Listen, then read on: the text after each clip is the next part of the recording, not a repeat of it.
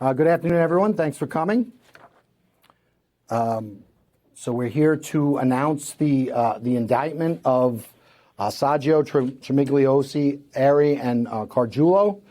I want to just start by saying the overwhelming majority of public servants, and by that I mean especially police officers and our teachers, are dedicated and hardworking, and that is why the prosecution of public corruption is a priority. That's what we do as public corruption prosecutors. We ensure that our public servants are serving the interests of the public and not themselves committing crimes. And that's what this case is about. We're here to announce the indictment of 4 defendants for their participation in a criminal enterprise that profited from the unlawful promotion of prostitution in Suffolk County. The charged defendants are Frank Saggio, who's the alleged head of the enterprise, George TRIMIGLIOZZI, who's a former Suffolk County police officer, Stephen AREY, who's an Islip School teacher, and DANA CIARDULLO, who allegedly managed one of the prostitution locations. This case was a 3-year investigation by my office, and we received assistance from the Suffolk County Police Department, specifically their Internal Affairs Bureau, as well as the Suffolk County Sheriff's Office and the FBI. It was a comprehensive investigation that employed electronic evidence collection, undercover police investigation, years of surveillance, and interviews of numerous witnesses, which culminated in the long-term presentation to an investigative special grand jury. The result of that investigation and that grand jury presentment was the 58-count indictment, which charged these 4 defendants with a number of serious crimes, which includes enterprise corruption, sex trafficking, and promoting prostitution in the 3rd degree.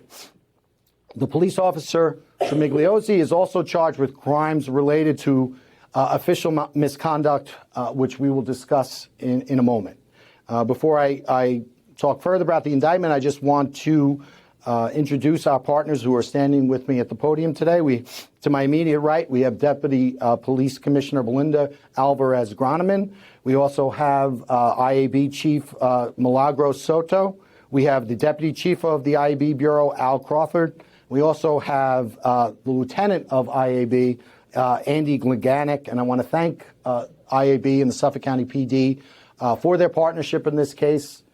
They were very helpful in helping us to put the case together and to investigate it, as well as we received the lion's share of the cooperation from the Suffolk County PD, but also we received assistance from the Deputy Sheriff of Suffolk County, as well as the FBI. I also want to thank our DA team, and standing to my right is Public Corruption Bureau Chief Kevin Ward, Deputy Bureau Chief Laura D'Oliveira, as well as a number of investigators and analysts who were instrumental in, again, investigating the case, but just as importantly, putting it together and helping us present to the grand jury. So thanks to all of them.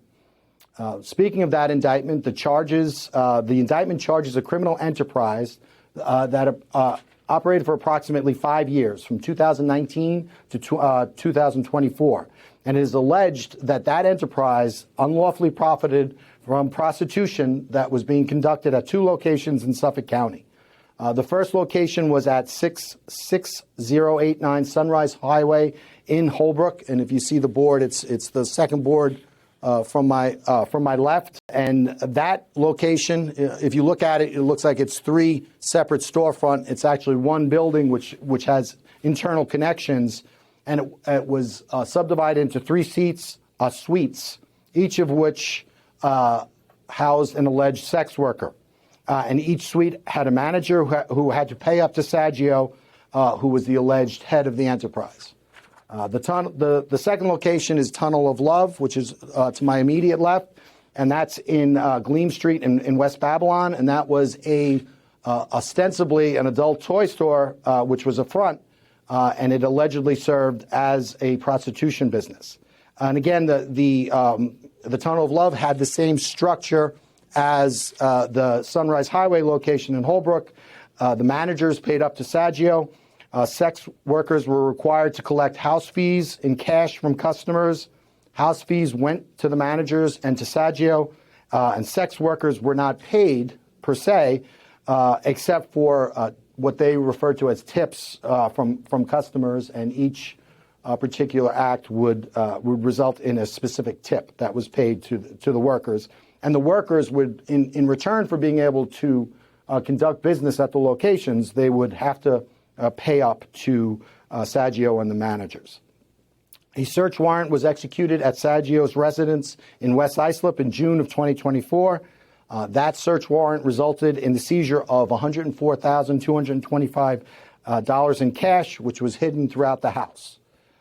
With regard to sex trafficking, it is alleged that Saggio had some sex workers sign agreements he euphemistically termed leases, which required them to pay a certain amount of money each month for suites.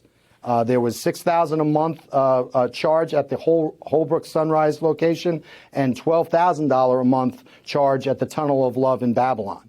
And, you know, these euphemistic terms such as leases, rents, towel fees, really all they were terms to hide what the proceeds were. All proceeds were derived from prostitution and prostitution acts. Some of these sex workers spoke limited English and could not read in English, but nonetheless, Saggio required them to sign agreements with him written in English. In intercepted communications, Saggio and his girlfriend, co-defendant Dana Ciardullо, discussed how many specific acts of prostitution the sex workers needed to perform each day in order to meet their monetary requirements to stay at the location. So in other words, although it was called towel fees or rent or leases or whatever, on the phone they're talking about specific sex acts which would result in specific sums of money being paid. So we allege it's quite clear that all of the proceeds that came from this activity was from prostitution, and that was a knowing business being conducted at both sites. Ciardullо was charged with managing the Tunnel of Love location from September of 2023 through June of 2024. With regard to the public servants, George TRIMIGLIOZZI has been a Suffolk County police officer, or had been a Suffolk County police officer, since September of 2006. He is charged with serving as manager of the Holbrook Sunrise Highway location from October of 2019 through March of 2021. TRIMIGLIOZZI was suspended without pay from the Suffolk County Police Department in August of 2024 for conduct unrelated to the conduct charged in this indictment. Stephen AREY is an Islip High School teacher since 1998, and he's charged with co-managing the Sunrise Highway location with TRIMIGLIOZZI. The turning point in this case came in March 19th of 2021, which was a robbery investigation of the Holbrook Sunrise Highway location. At that point, a customer had gotten robbed. TRIMIGLIOZZI was on duty that night in the 3rd Precinct in Islip Terrace. A sex worker called him about the robbery, and based on GPS data provided to us by the Suffolk County Police Department for his patrol car, we know what happened next. TRIMIGLIOZZI allegedly abandoned his post without notifying the Suffolk County Police Department and sped at speeds at almost 90 miles an hour to the prostitution business. So he traveled 6 miles outside his precinct into the adjoining 5th Precinct area without permission, and he never obviously documented these actions, which is a basis for some of the charges of the indictment. And if you look at the third, you see that is the GPS data from his car that night, and I'll explain that in a little bit. So just to be clear, it is alleged that TRIMIGLIOZZI left his area of responsibility and without notifying anyone else in the police department, certainly without consent, he drove his marked police car at high rates of speed into an entirely different precinct because there had been a robbery at the prostitution business which he managed. Then he falsified official police paperwork by failing to report that he had left his precinct and for the purpose behind leaving his precinct. And of course, it's alleged he couldn't report this because the Suffolk County Police Department was unaware that he allegedly had a side job managing a prostitution business. Based on this, in addition, Trimigliozzzi is charged with crimes related to his alleged misconduct while on duty, including falsifying business records in the first degree, offering a false instrument for filing in the first degree, and official misconduct.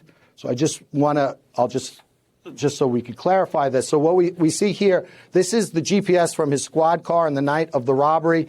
And if you look, this is him and the various times which he was patrolling his sector. And then when the robbery came, he went to the site, the Holbrook site of the prostitution business, remained there for a period of time, and then traveled back to his sector.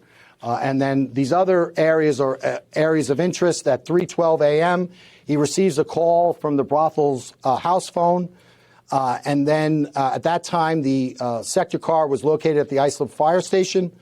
And then at 3:37, his sector car leaves the location, traveling at 53 miles per hour. At 3:42, he's in that same sector car. He's now traveling 88 miles an hour, and he's speeding towards the location of the brothel. He arrives at 3:46 a.m., and he's at the brothel, again, in the 5th precinct, even though he's assigned to the 3rd precinct, where he remains for 36 minutes. And then at 4:21 a.m., he leaves the brothel. The final visual aid we have here is this is Trimigliozzzi's phone, and it's in a number of the workers as indicating that it is George and he's the boss. And then the phone at the Holbrook prostitution location, there was a house phone in which the business of the brothel was conducted. That phone number was registered with the phone company in Trimigliozzzi's government name. So that is the case. These are just allegations, and we look forward to proving this case at trial. But if there's one message, it is that no one is above the law, and this indictment illustrates that point. Public servants committing crimes are a violation of the public trust, and that will not be tolerated. My office and my investigators, in partnership with the Suffolk County Police Department and all of our law enforcement officers, will continue to investigate these cases, and we will hold public officials to account who violate the public trust. And I think one thing that public officials need to know, that in Suffolk County, we're watching. The District Attorney's Office is watching, and our law enforcement partners are watching. But perhaps just as importantly, so is everyone else. So are their coworkers, so are their colleagues, and so are members of the public. And when we received a credible allegation of public official misconduct, we will investigate it to its fullest. So my advice is do not do it. Thank you.